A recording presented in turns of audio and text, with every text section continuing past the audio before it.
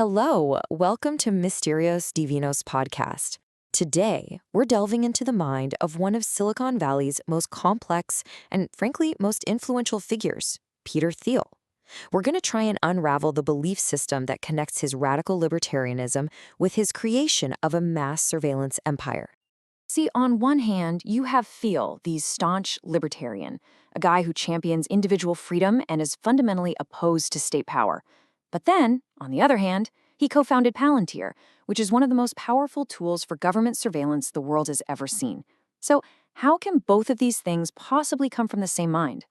How does one person embody two ideas that seem so completely at odds with each other? Well, the answer, it turns out, lies in a sort of hidden framework that combines philosophy, a bit of theology, and a very unique vision for the end of the world. Okay, so first, let's get into Thiel's diagnosis of the modern world.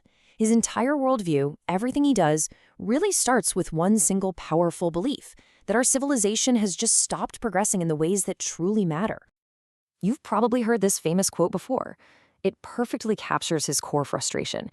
He argues that while we see all this innovation in the world of bits, social media, software, that kind of thing, the world of atoms, the physical world of energy, transport, and medicine, has just slowed to a crawl. And he believes this stagnation isn't just some economic problem. Oh no, it's a civilizational disease.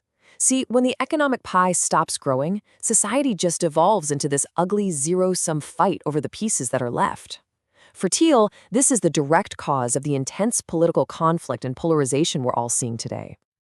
So, what's the intellectual secret that shapes his response to all this decline? His whole philosophy for how we escape this fate, it begins with a theory from his old professor at Stanford, a guy named René Girard. Girard's theory of mimetic desire is the absolute key here. It basically suggests that our wants aren't really our own. We're just imitating what other people around us desire. And according to Girard, this core human trait, well, it's the root of all conflict. It's a simple but pretty devastating progression. We copy each other's desires, right? That creates rivalry for the exact same things. And that rivalry, it always escalates into destructive conflict.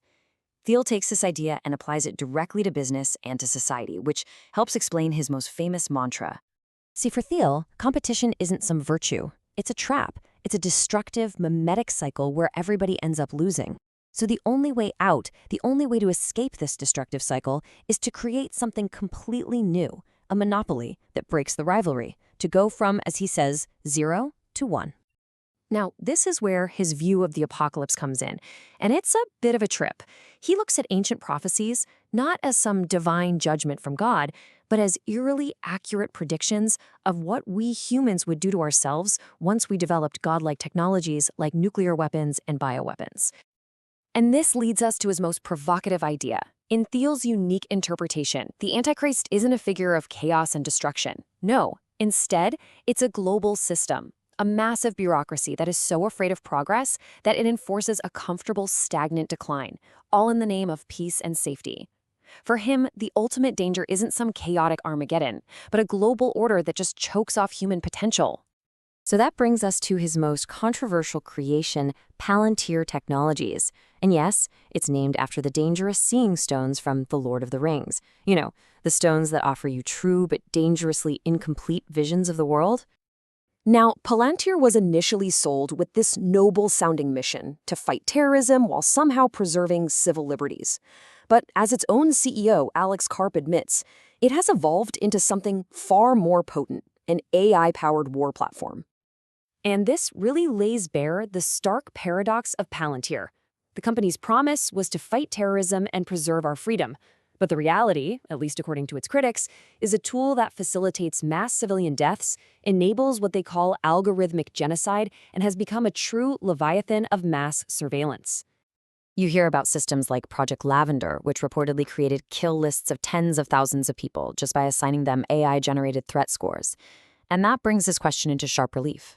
Life or death decisions are being automated on a massive scale. And this really gets us to the core paradox. A libertarian who rails against state power has built one of its most powerful tools of control. This all reveals Thiel's ultimate dilemma, and it's one he actually seems to acknowledge himself.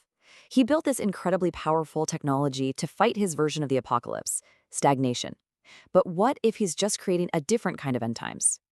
Thiel himself has said he's concerned that the very technology he champions to save humanity could end up eroding the individual judgment and agency that he claims to value most. I mean, when an algorithm makes the decision, does the human just become a trigger puller, completely absolved of any responsibility?